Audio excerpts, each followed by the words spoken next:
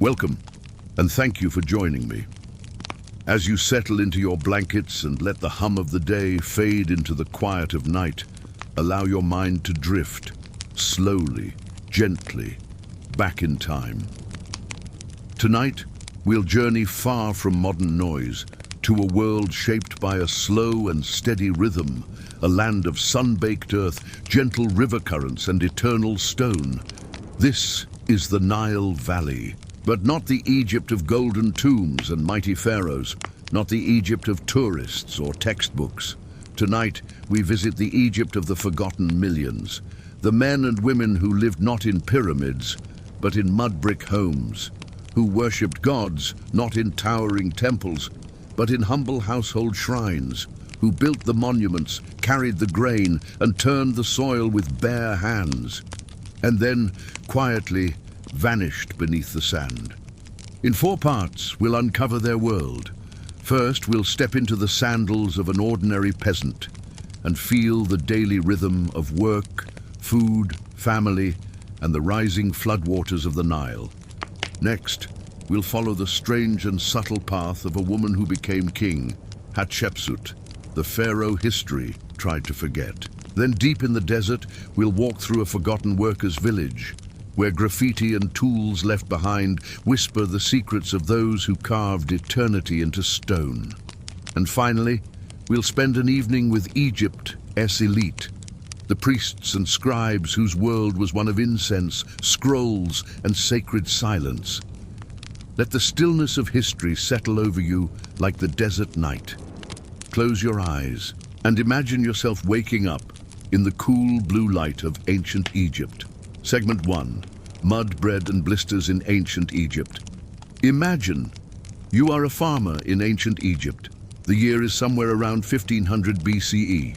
But for you, years are not counted in numbers. They are marked by the river, by the way the Nile rises, then falls, by the way your hands blister in planting season, by the way the wind smells different when the flood comes. Your life begins and ends with the river. The Nile is your calendar, your God, your hope, and your burden. Each year, you wait. When the rains fall far to the south, in lands you'll never see, the Nile swells. By late summer, it spills over its banks, covering your fields in thick, dark silt. It is a blessing and a warning. Because once the waters retreat, your work begins. The sun is hot, even in the early hours. You rise before it. Your house is made of mud brick, small, dim, cool in the morning.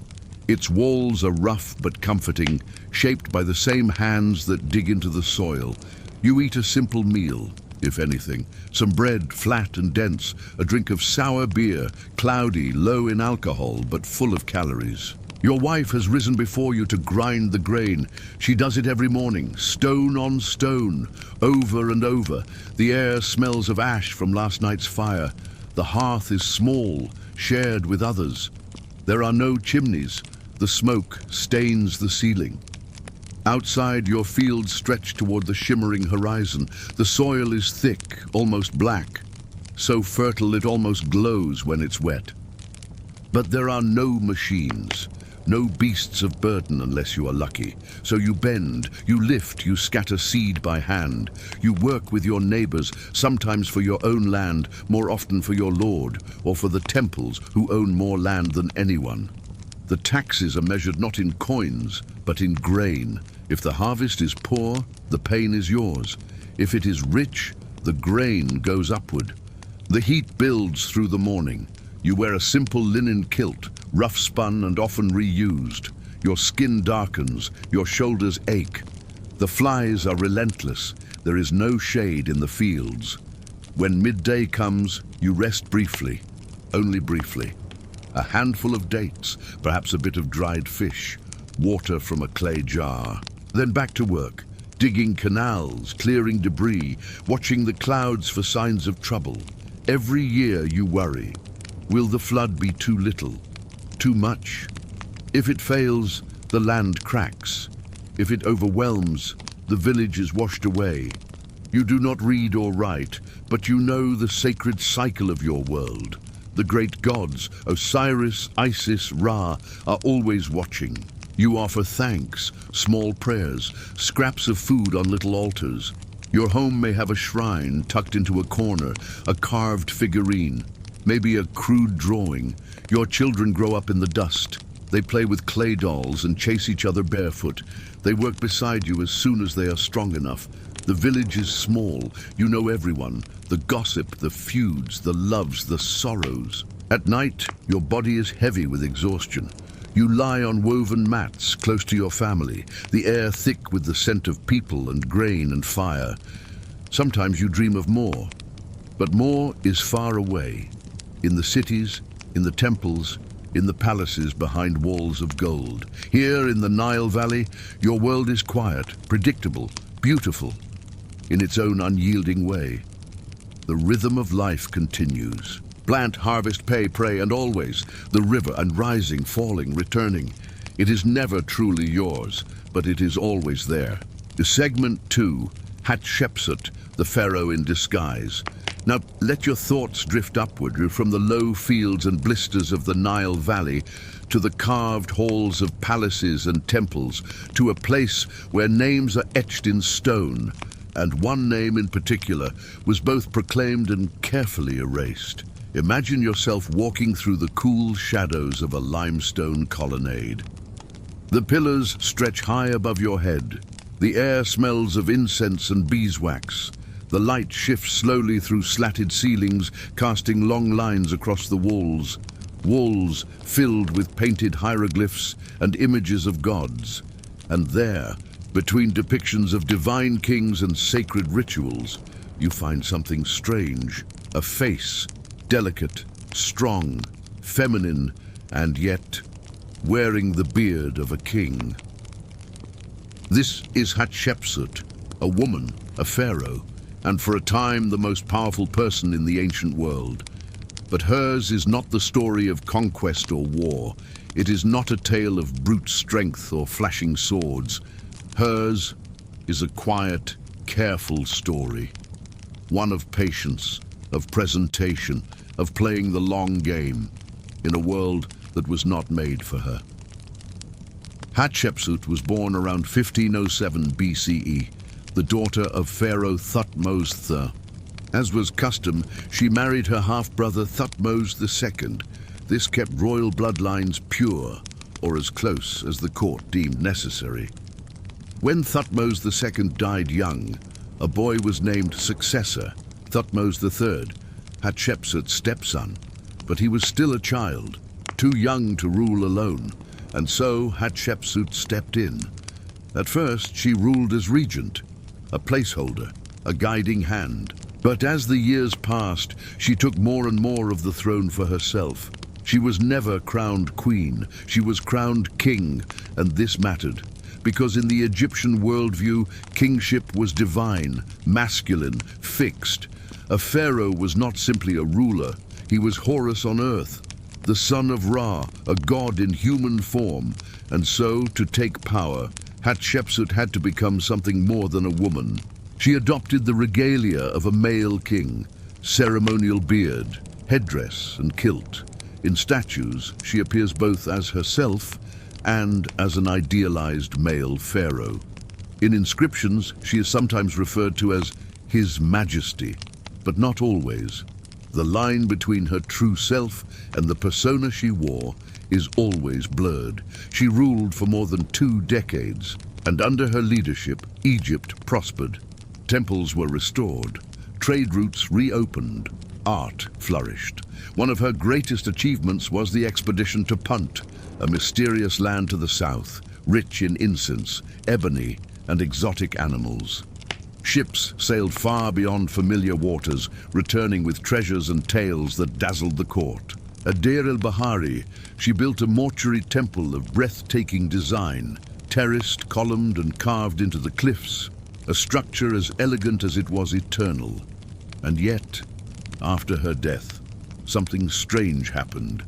Her name was chiseled out, her images scraped from the walls, her statues broken, buried, hidden, not immediately, not in anger, not all at once, but quietly, systematically, with purpose. Some believe her stepson, now ruling as Thutmose III, wished to assert his legacy alone.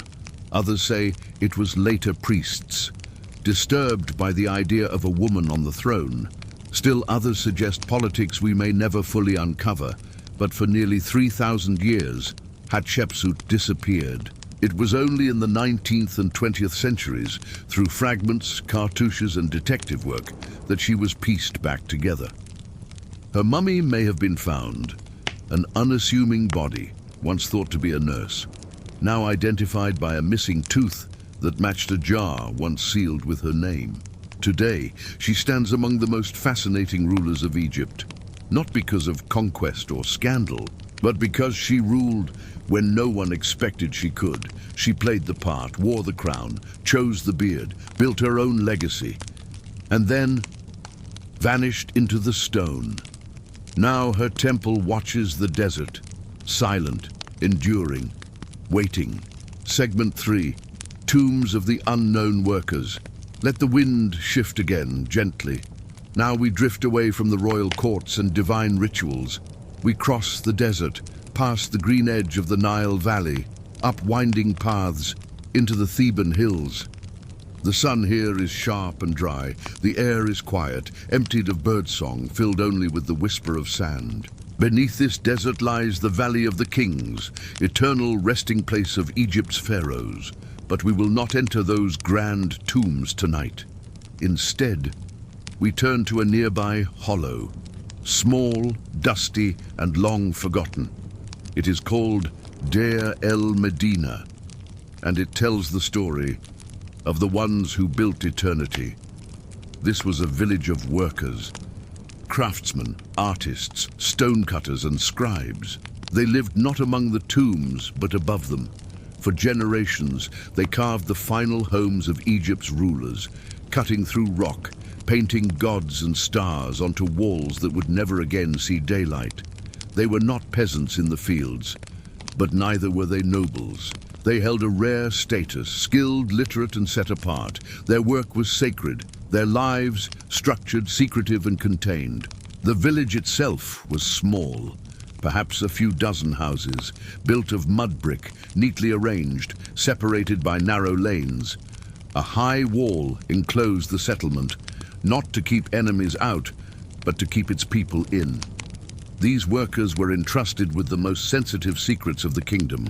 They knew the shapes of the royal tombs before they were finished. They knew where treasures were buried, what spells were inscribed, what curses sealed the doors, and so they were guarded, watched, and paid, often in food, oil, cloth, and beer, by the state itself. Yet despite the control, the rhythm of life in Deir el-Medina was rich. The workers had time off, 10 days of work, followed by 2 days of rest. They had medical care. They wrote letters, told jokes, carved graffiti on stone walls. One carving, etched deep into the rock, reads, "I am the man who knows his craft." Another simply shows a cat playing a harp. We even have their complaints.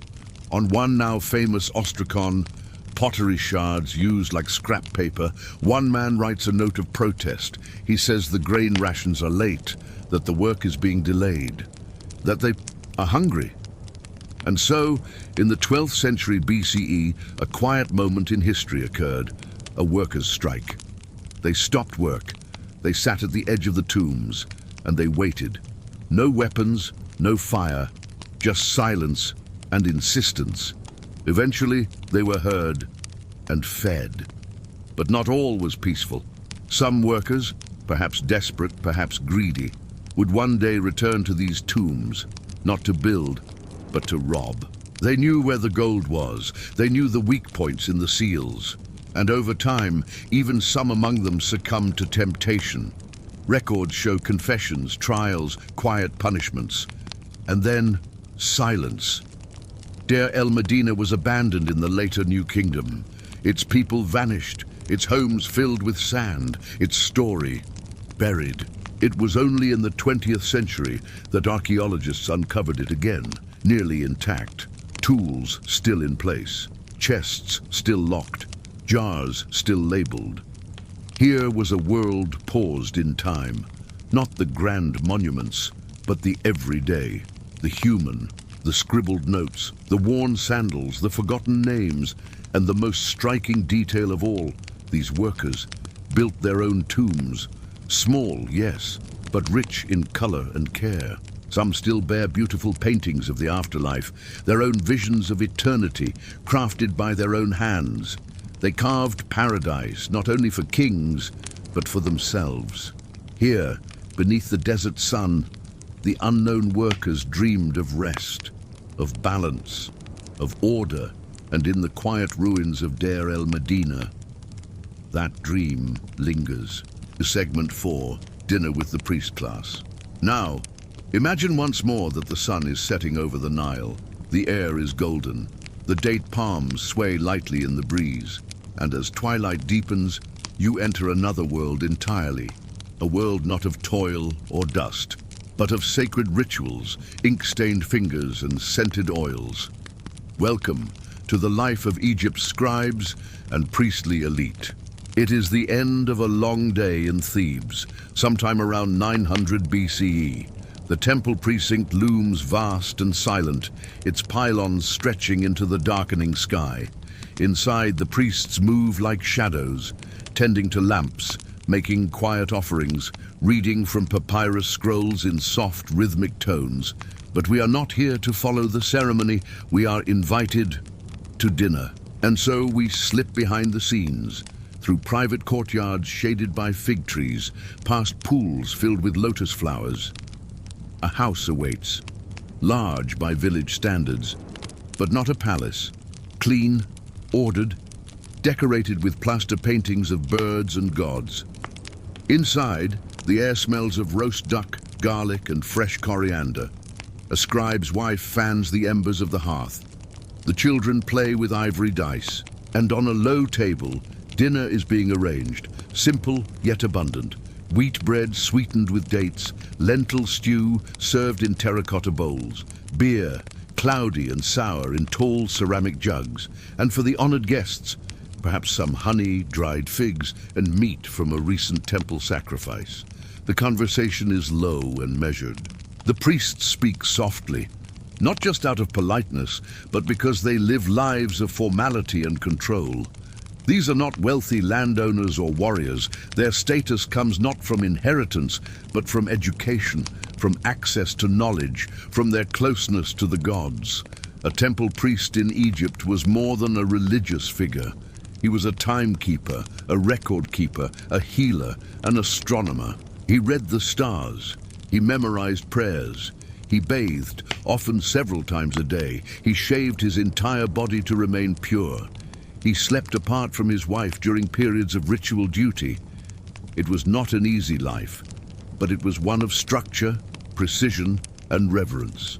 And at the center of it all, the scribes. To write was to command power. To name a thing was to know it. The gods had written the world into existence, and scribes continued that work. They copied legal records, medical texts, hymns, letters, tax receipts. Their ink was made from soot and ochre, their brushes, simple reeds, chewed to a point. A mistake in copying was not just sloppy, it was dangerous. One wrong glyph and a spell might misfire. One slip and a king's name might be erased from time. For this reason, scribes were highly trained and rare. They studied for years, often beginning as boys, learning thousands of hieroglyphs. Their schools were strict, often run by older scribes or temple priests. Students memorized, copied, recited. Discipline was harsh, but those who succeeded gained something precious: respect, stability, a place in the eternal machine of Egyptian society. As the evening deepens, the dinner winds down. The family retires to a cool upper room, open to the stars. The children are tucked into linen blankets. A servant pours water into a ceramic basin for nighttime washing, and the priest returns to his scroll. Even at rest, he studies. A quiet hymn, a table of lunar phases, a copy of the Book of the Dead. He does not know his face will never be carved on a temple wall, that his name will fade beneath the sand. But he feels in that moment that what he does matters. That order has been preserved, that the gods are at peace, that tomorrow the temple will open again, and the cycle will continue. So now, as we leave this world of incense and order, as the oil lamps gutter low and the stars spin slowly over the desert, let your breath slow, let the sand settle, and remember that even in the most distant past, in a world of stone and sun and silence, people lived, people ate, people hoped, just as you do now. And now, we return, slowly, gently, from the stillness of the temple, from the hills above the royal tombs, from the fields wet with floodwater, from the long corridor of time. We leave behind the sharp scent of papyrus ink, the flicker of torchlight on stone walls, the rough edge of reed sandals on sun-baked paths. You've walked a quiet arc through ancient Egypt tonight, not through its legends, but through its lives. You've stood beneath the open sky, waiting for the flood. You've knelt beside bread ovens and heard the crunch of chaff beneath your knees. You've followed a woman who wore a king's crown. You've read the scribbles of unknown men who carved eternity. And you've dined in the soft-lit courtyard of a priest, where silence held its own kind of power. History often speaks in shouts of war, of conquest, of kings. But here you have listened to its whisper, its breath, its patient rhythm. This is the heart of what we call boring history. Not dull, but slow, lived, layered. The kind of history that rustles softly behind the louder stories. And so now, as you rest, consider this. The Nile still flows. The wind still shifts sand across broken stones. And somewhere, beneath a buried beam or a crumbled wall, there is still a faint trace of a life once lived. A name scratched in haste, a bowl left on a shelf, a dream of something more. And now, thousands of years later, you've walked beside them, in silence, in wonder. Sleep well, traveler. You are far from the heat of the fields now, far from the hum of flies and the ache of stone lifting. Tonight you are at peace, wrapped not in linen but in memory. Good night.